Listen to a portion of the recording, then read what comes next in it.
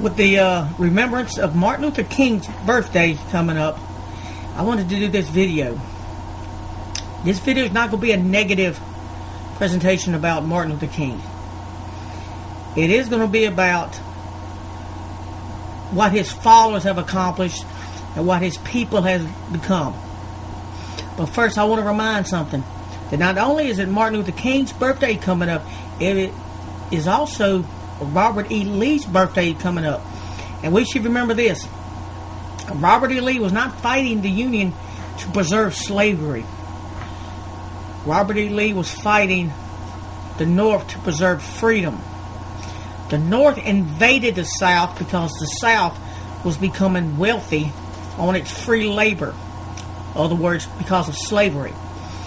And the North wanted to increase taxes on the production of cotton and other products that were produced through slavery.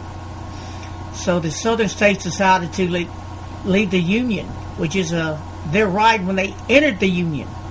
They have a right to succeed if they're dissatisfied with the way things are going.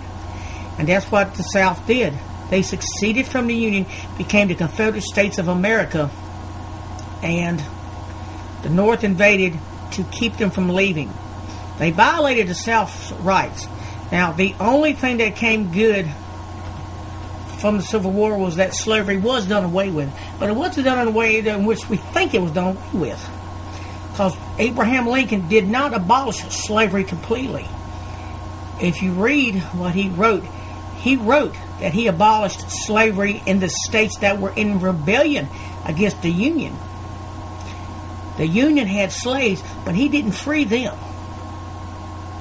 So we need to remember that. He did not free the slaves in the North.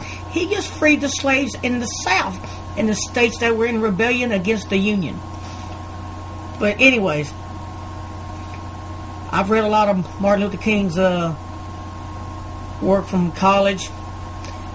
I heard a lot of his, listened to a lot of his speeches. And I really can't say anything negative about his speeches. There's a lot of conspiracies about Martin Luther King. I'm not going to discuss them. This is not what this is about. This is about a man, from what I can tell, who genuinely believed in peace and wanted unification of the people of the United States of America. He wanted the little whites and little black kids to walk hand in hand, to be free, to be who they are. But is that what Black America has done? Is that what Martin Luther King wanted? Is this what Jesse Jackson has promoted? Is this what Al Sharpton has promoted? Is this what Farrakhan has promoted? These three individuals have promoted violence, separation, and continual confrontations with whites and blacks. The Rainbow Coalition, they don't do anything for whites. The NAACP is no more to me than the Klan. I wouldn't vote for somebody who was in the Klan, and I wouldn't vote for somebody who was a member of the NAACP or the Rainbow Coalition. They are only to preserve their race, and that is not what we should be doing. We should be walking hand to hand into the future together, but we're not. Black on white crime is off the charts. Black on black crime is off the charts. So Martin Luther King, I would imagine he is rolling in his grave to see what his people have become. His race, the black people, what they have become. They become a race of thugs, criminals. The black politicians are more crooked than the white politicians. And believe me, that's saying a lot. So, I would think that Martin Luther King meant well. Really, and he really believed in what he said, freedom. And he should have had a right to vote. He should have a right to carry a gun. The Black Panthers should have a right to carry a gun. But these are hate groups. They're no more than the Klan. The NAACP, the Rainbow Coalition, the New Black Panther Party, Farrakhan's Nation of Islam, the Klan. They're all the same. These neo-Nazi groups that don't care for blacks and Indians and Jews and such, that's a hate group too. But I just want us to remember that we have not accomplished what Martin Luther King set out. I don't even believe that the election of President Barack Hussein Obama, other words, his real name is Barack Sotero, that's his real name. He actually uses his father's name.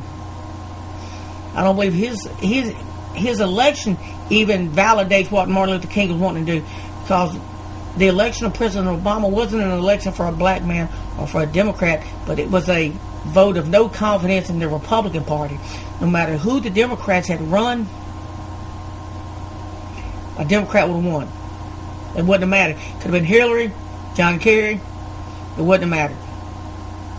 But I don't think we should take this time and to remember. And you can find his speeches and videos online.